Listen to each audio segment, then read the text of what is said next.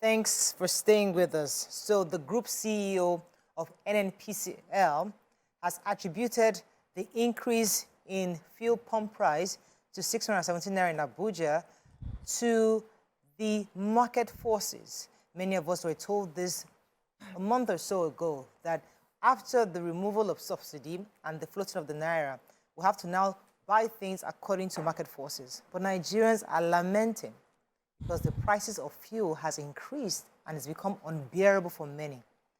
What are your thoughts on this? How do we cushion the effect? The president tried to cushion the effect with offering 8,000 naira to 12 million households, and Nigerians have rejected it, saying that this is inappropriate because it doesn't even start to begin to help alleviate the effects of this in many homes. Others have said that there should be other ways of helping to ease the burden of this new floating of the naira and removal of subsidy. What are your thoughts on this? Because these are really hard times for Nigerians. Many people are changing their lifestyle and what they do and see how they can adjust, but many are still finding it difficult. What are your thoughts on this? You can call us on the numbers on your screen: 090-241-63440, 081-0764-1679. You can also tweet to us at TVC Connect. Please hashtag yourviewtvc so we can read the tweets. We'd like to hear from Nigerians directly this morning. We'll be opening our phone lines pretty early because we'd like to hear from Nigerians. How is petrol on your end? How have you adjusted? How are you managing? What are you doing? How is your daily schedule changed? How has it changed since all this started? To call us on the numbers on the screen, we'd love to hear from you. Let me come to you, ladies, because everyone is affected. You know, the other day I had to go out and I just had to now find which car to take. I mean, grandma has a RAV4. And RAV4 is like the most fuel consuming car. Not doesn't consume fuel. I'm trying to say the best car to use, the least consuming car for fuel. And I just had to carry her car. I didn't even care where I was going. I said, "Grandma, please borrow me your car because I know this one can last. Any other car, there'll be problem." So I had to adjust that. You know, when I'm going anywhere far, it's grandma's car I take, RAV4. But how are you guys managing? And how is this for you on your end? And I also like to hear from our viewers very soon. Lucy, you want to start? Yeah, some people can. You know, last time we lamented this, we lamented at our level. You know, see you now choosing 0.4, or is it this one that I'm going to use? But the reality is hitting more people in ways we cannot, even we that we are closer to the grassroots cannot even imagine. There are people who are not even able to go to their jobs because they don't have transport fare. Yeah. The hikes are... The other day I was having a conversation with one of my sister-in-law, and I was asking, how much do you spend from Abuja to Lekki? When she mentioned over 5,000 something, I said, what? Uber? Or what? No, Uber, Abawo. Transportation. Buses. Yes. I say from Abuja, inside Abuja, yes. To Lekki a day, 5,000 naira. I say, so how are you going to work? What are you doing? How are you managing it? You know, on my way today, I did not see traffic. A lot of cars were not on the road. Normally, when at the time, because I even left late today, I was thinking, well, I was so tired. I said, I will manage the traffic anyhow. And once I get here, at least I should get here before 8 to do my makeup. My driver was looking at me. I was looking at my driver. People are not on the roads. Yesterday, I passed by a bank. I wanted to do some transactions. By the time we got there, the driver was like, are you sure these people open today? There were no cars in the compound. It was strange. People are just finding ways to just survive. This is not even a matter of manage. So manage is, okay, you have this, but you now have to cut some things and remove something. Some people don't even have at all. How are people surviving these times? You can't even buy chicken. Everything has finished in the house. They were looking at me. I said, Auntie, cook palm oil rice, please.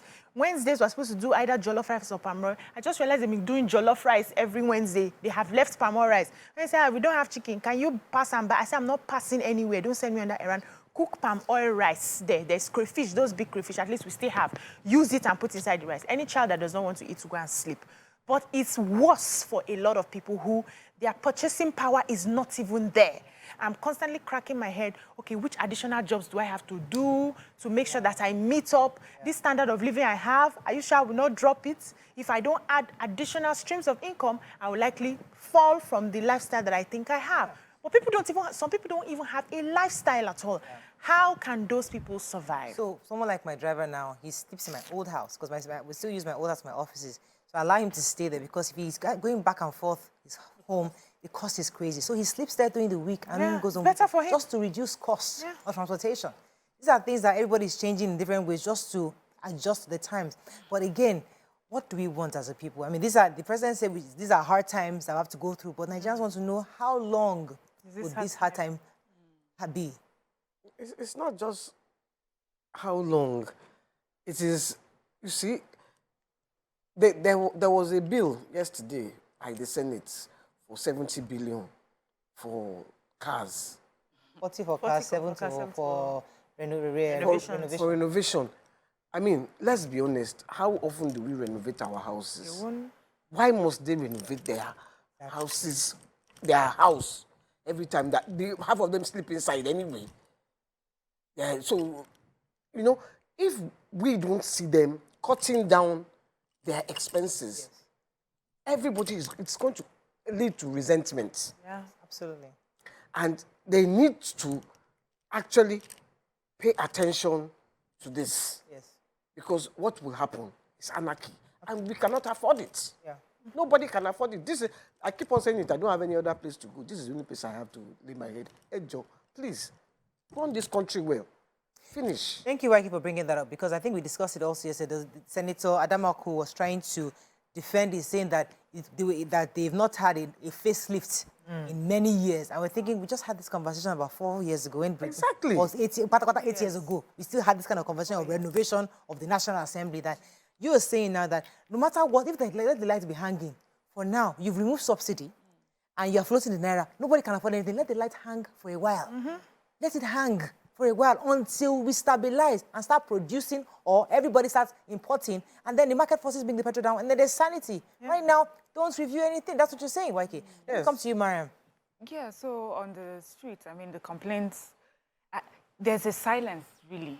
Much more than complaints. There's just a silence that people are wondering, okay, what is going to happen? And we need to be careful. Waiki, as you said, the government, those in power, our legislators, they need to be careful what they put out there, because Nigerians are watching to see that if this is something you want us to handle while you are living in La Vida Loca, you know, I went to a federal government parastatal. This federal government parastatal is in the business of generating revenue for Nigeria.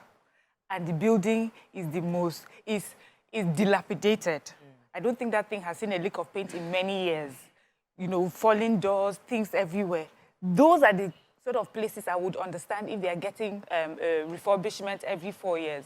But we have these larger-than-life senators that go into these buildings, they do a few hours of meetings, they're out of these offices for months because they have to go on break and they come back. I just don't feel that we are prioritizing what is important. Yes. And we need to see government do it first. Yes. You will achieve so much. See, Nigerians have heard we need to tighten our belts. We have heard you. We are holding on to this belt, but we have to see that you're doing exactly the same, or even more than us. There's nothing wrong with first recognizing that you're going to be, what would I say, legislator of the austerity period. You can come and say, you know what, we understand we're in tough times, and we will show you in the way we carry out business now that we know what is going on. And then Nigerians will realize, okay, we're doing this together. When we look to each other and say, things are tough, we will see you people too as you're going through it. And then it makes us feel that we are fighting a certain thing together. Because we're asking, okay, if today you're telling us petrol is 600 and something, what are you going to tell us in 2 weeks? What are you going to tell us in a month? In how many more days will this be over, or months will this be over? Then, okay, have a call, because I was going to go next to palliatives. Nigerians are asking. Okay, let me come to Akin. Thanks for Akin. You're live. Yeah, hello. Good morning. Go ahead, please. Good morning. Good morning, sir. You're live. Go ahead, please. Yes, good morning, ladies. Please, our first-time caller, please. Welcome to the show. So, yes, I want to join the conversation because I can see that Nigerian government is not sensitive to the plight of the people. Because I could remember during 2001, when Obasanjo removed the diesel subsidy, I was a member of the union then in an early textile industry in Solo. So many industries went down, closed down, because of this deregulation of removal of diesel subsidy then. And the big industries, which are the textile industry that are the highest employer of labor then, they closed down. Now it is the turn of Asiwaju Bola Ahmed Tinubu now. He's closing down the small and medium-scale industries. Because if we look at the petrol remover now, subsidy remover now, most welders, let me just give you an insight of the local situation. Most welders moved from diesel generator to petrol generator, diesel engine to petrol engine to do their work, which are the artisans, because they could not afford diesel. Now you are pushing them out of business again because of this. One warning that I have been given ever since is that any country that listens to all these foreign countries, IMF, World Bank, or something like that, they are not ready to grow. That is a simple truth. Because IMF is shouting, remove subsidy for over 15 years. World Bank is shouting, remove subsidy. Now, that subsidy has been removed now. But there is no palliative. There is no common ground for general masses to dwell. Now they are now blaming the government again that if you are prepared before removal. What you have been shouting over 15 years ago. Any government that cannot put food on the table of its citizens is a failure. Simple truth. All right. Thank you very much, Mr. Akin. I'm going to go on a break because during the paper review today, I did read that when the Mr. Dele Alake, Special Advisor on Communications and Special Duties, was saying that the government will unveil its palliative strategy. We're waiting because they showed it in piecemeal and we saw the 8,000 and we resisted it and now they've gone back. Hopefully, we don't know what the palliative relief is going to be, but it should include transportation to work. We need buses. Transportation. We need food on the table for Nigeria. So we wait for this thing, what it looks like. That money that they're saving, they should use it to subsidize farmers. Exactly. They should use it to do the roads. They have so those that plans. Still discussing the fuel increase, and many Nigerians are still lamenting. Some have also reminded us of when the diesel was initially deregulated. And I think there was a time where diesel was at some point in recent times, 980,000 naira to the dollar. But now I'm told it's about 600 and something. So whether we like it or not, at some point it goes up and it comes down. And that is what Nigerians are hoping would happen with petrol if we have more people importing and not just exclusively NNPC. That's the problem we have right now. According to the story you took, more markets, about 56 are about to start importing. When they import, because the truth is that these guys can get at cheaper prices. You know how sometimes, I was speaking to somebody who knows the markets, and I don't know if the markets are directly. I was saying that sometimes they get these things cheaper than the rate they claim in Nigeria to Nigerian government. So, for example, if I tell you 100 naira, for example, I can, because I'm buying a lot in bulk, you can sell it to me at 50 naira. So, but they know what the bill they bring home is 100 naira, and then people are benefiting and making a killing. So the truth is that now that more marketers are going to import by themselves, they can negotiate, and then you come home and based on the prices you buy it, you can now be more competitive. But that will take time. Yeah, but then there's also the fact that we have the exchange rate. Today, how much is the naira to the dollar? That will also affect. That will affect prices as well. I just think that there's just there's so many things going on at the same time that has made it quite heavy on Nigerians right now. I don't think it's just about the number of people who are importing. There's also the fact that we need to start doing a lot of refining as well and exportation as well to earn foreign exchange. There's just so much. I want to read Mount Rushmore's tube. It says Niger Delta illegal refineries should be legalized pending when Dangote commences production. That is, if he ever does. Then he says we should have two options of fuel available, local and imported. So this is why he's saying the Niger Delta, they should actually he said more people should be taught how to refine oil. He says if Niger Delta guys can be refining this crude oil, then it's no big deal. It's all about heating the crude oil continuously. First, you get AGO and DPK, next PMS, then gas. So what he's saying is they should explore. Okay. Exploit. Yes. Local products. All right. The local products. They are stealing the crude oil and refining it. Okay, monitor them. Don't shut them down. Because Burn the place. don't. Okay, let me take this call. I get you. Yeah, so we want to formalize it properly, but so the government needs to engage these people properly and formalize their operations. Let me take this call from Adebukola calling from Abeokuta. Thanks for calling, Adebukola. Good morning, Good morning. Good morning. Morning. Good morning. Good morning, everybody. Good morning. Morning. Please, I would like to make a contribution that this Go ahead, please. issue. Hello. Go ahead. Please, this fuel issue is getting annoying, and with the way things are going on, we have observed that each presidency, each problem in this country. Please, they should just tell us how long are we going to suffer this? Because I could not travel to go home and see my son. It's been a very long time that I set my eyes on my son. Now I'll be spending up to 10,000 naira to go and see my son. So, what is the reason for me going home without getting money to drop for him? Please, I should just at least do something to it. It's getting annoying. Thank you. All right.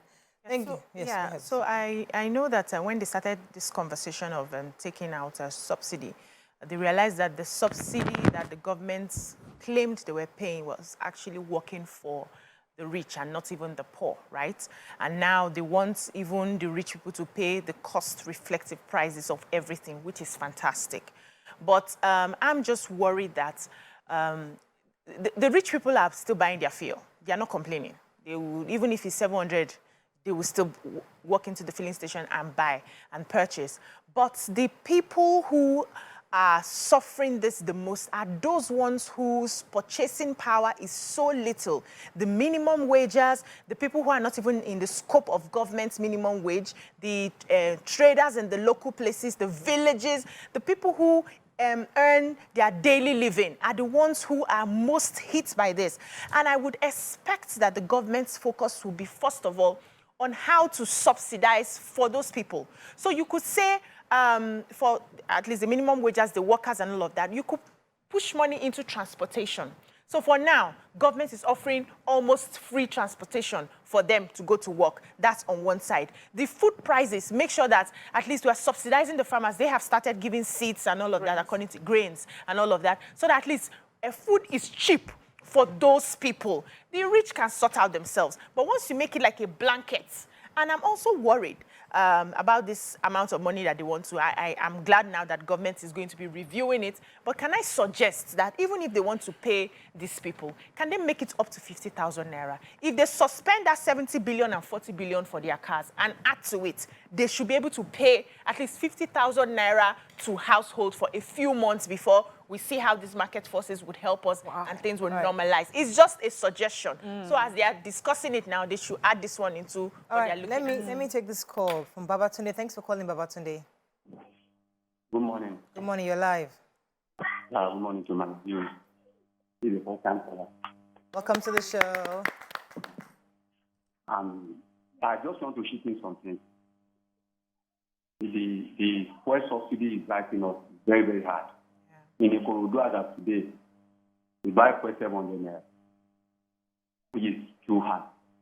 But my suggestion is Nigeria should give this government a little patience. Fine. And Sister Murayo, please, I want us to be a voice of the people. It's high time we start making noise about president all this while. It's high time we continue asking our governors and local government chairman and the councillor that are the most closest to us. Yes. For example, in May, the federal government and the state and local government shared 655 billion. In June, 786 billion. But this July now, they are going to share 1.95 trillion. you can see that kind of an increment. So we people need to ask our government, hold them accountable. The local government chairman and the council, hold them accountable. The high time they need to. Thank you for taking us there, because that was actually our next segment. Because according to reports, the government is about to share the largest figure, which is about 1.959 trillion naira. This is the largest amount of money that's ever been shared, and they're still trying to get the data for us. It says it's nearly triple the 786-point-something billion in June, and more than triple the 655 billion that was shared in May. So what they're about to share is probably the highest figure ever shared. Now, if that happens, the money therefore should trickle down to the local government, meaning that there's work to be done and there's money to be spent properly and should be spent judiciously, because as he rightly said, we all keep focusing on president, but the people who are closest to the government, you see, the president can have a vision, but if other people don't drive that vision, it will not affect us. So the man who's about to get his own share, the local government chairman who's about to get his share, therefore, we citizens must hold him accountable. How do you plan to spend it? Will you fix the inner roads? Would you clear the drainages? Would you fix the schools? Because local governments used to handle schools until UBEC came in as an intervention. It was their job to ensure the schools were running properly. You know, so the local government also needs to wake up to ensure that Nigerians they are the best to provide the palliative, because there's no bus that federal government wants to send from Abuja that will reach K2. It is the local government here that will say, okay, I need this amount of buses to get my people to school. So they also need to be able to pull their weights, especially in this season. I agree with you. For palliative, I don't even believe that they should share money. Because sharing money, how are you going to ensure that it gets to the people that need this money? The things that will make it, you see these farms, where if you subsidize the farmers, that subsidy that you're saving, go and give it to farmers, then put security so that the bandits and the terrorists and the bobo cannot interfere. Then when we start buying tomato for a basket, 5,000, do you know that is heavy subsidy already? Because what the 100,000 that I used to buy a basket of tomato, I now use 5,000. Oh man, everything will come down. Let me take this call from Vivian YK. Vivian calling from Apapa. Thanks for calling. Yeah, good morning, ladies. Good morning. Good morning. Good morning. Yeah, I just want to contribute to my little whatever. Yeah. Government has to do what they have to do. Everybody knows that worldwide things are difficult. So let's just help the government as they are also, working towards making things better for, Nigerians. Somebody like me, I will not lie. When Akongo Bridge was bad, a lot of people coming from Apapa, we turned to Trekkers Association of Nigeria. And it really helped as an exercise, and our cost of transportation went down. Like from Ajegunle to Ijora, we'll now trek from Ijora to Akongo. But now the bridge is okay, fuel has come up, everybody has gone back to status quo before. Transportation is now 500. So that's 300 we used to, share aside. Is a burden to a lot of, sellers, sales girls in Akongo.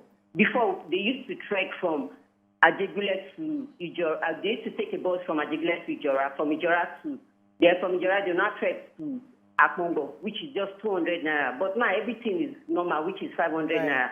And buses will not even allow, laughing, as in girls to girls. All right. Thank you very much, Vivian. Let me take this message. She said? I think she's just trying to talk about how this is affecting small and medium and businesses. So what she's saying, do you mind? Should I go ahead? So what she's saying is that when the Apombo Bridge was locked, the good side, even though it was a bad thing that, of course, we could not apply that road, there was traffic and everything, the good side is that people started walking.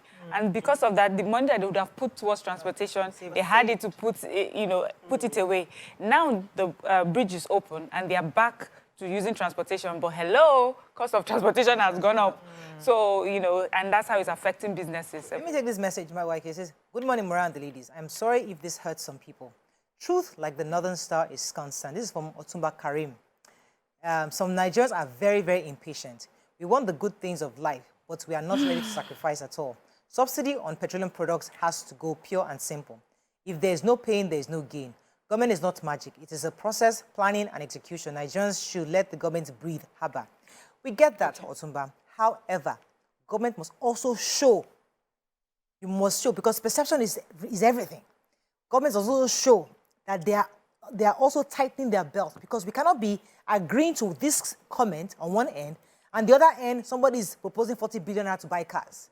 Another person is proposing 40 billion naira to renovate the National Assembly. That in itself is quite distasteful for Nigerians to take in. So we're not saying we understand subsidy has to go. Yes. Nobody here has agreed that subsidy should stay. But if we're all going to be paying 1,000 naira from here down the street, government too must also adjust something. And it must Drive your own cars. Drive your cars. Show me that you're making a sacrifice. So, you know, it's true that I personally, I think that this policy is the best policy, and it's way, you know, overdue. I feel that if we had done it earlier, maybe the impact on us wouldn't have been as bad as it is right now. And if we make the mistake of not going through with it, the impact when we eventually do it will be even worse. So now that we're here, we all agree that this is what we have to do. I think the noise that we're hearing really is about the palliatives for those who are the most vulnerable, the very poor amongst us. Because the very poor amongst us, we're not talking about which car am I going to use. We're talking about how do I get to work? How do I eat today? So that's why we're discussing palliatives. What are the palliatives that we're putting on the ground for people like that?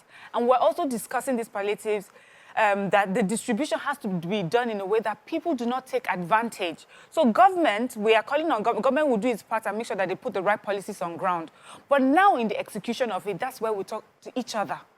Because you know that you're supposed to give somebody a certain amount of money, which I'm not, you know, I don't agree with, but let's say that that's what we eventually do. But then you find a way to intercept that money. The money does not reach the people that it's meant to reach. Now you cannot blame government, because government has done its part.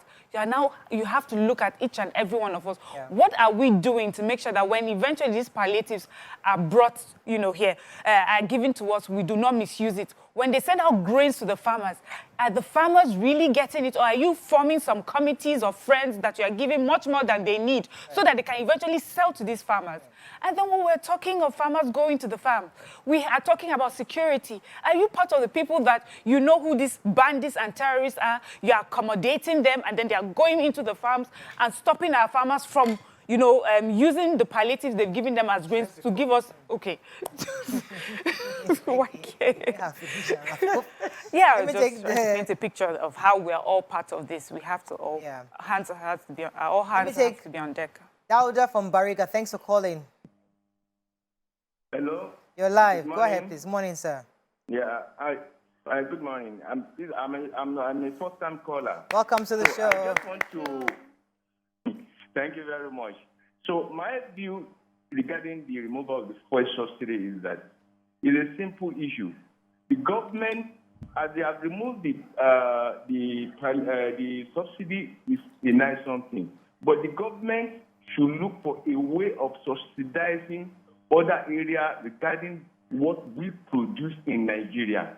Like food subsidy, I believe that government should shift that subsidy removal to the area of food production, because food is the most important thing in this country.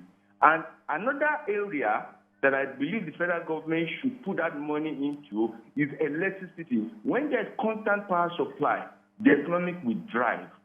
Another area is the transportation. If the federal government can distribute that money for effective utilization of those three areas, the economy will come back to normal. That's just my view. All right. Let me quickly read this message before I go on a break.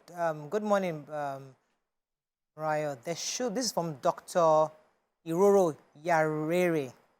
Good morning, Mariah. There should be a report on the National Assembly building to know what needs to be repaired or refurbished. I agree with you. I think let's even know what it is. If it's painting, we can always tell Suraju to go and help you paint the place. What exactly are the things that is required for this update? I mean, just joking, but the truth is that maybe we can use part of the refurbishment of the National Assembly as some kind of a community service for people to do. You know, when you're sentencing whatever, okay, you're going to go and spend two whole months in National Assembly, and your job is to sweep all the floors. Your job, let us what is required. Yes, if you need air conditioners, right? If maybe a company called Jack's company, Jack's, you're the providing AC, your part of your taxes is to provide X amount of air conditioners to this. We'll give you a waiver. It's got to be some way you got to do this thing. Something small before you go on a break. In the prisons, we have different departments where they learn all of these things, right? Yeah. So if we cut out the money we're going to be paying consultants to handle the refurbishment, we bring those people from the prisons. They already know the work. They do the work well. We buy the equipment, the paints and everything that they will need, and they'll come and do the work. It's part of their service. That's what I just wanted to add. You can do that. Do you have a call? I wanted to go on a break, but... Okay, go on your break. We'll be right back. Because I must take this one. We'll say it, don't worry. Stay tuned. Your View will be right back.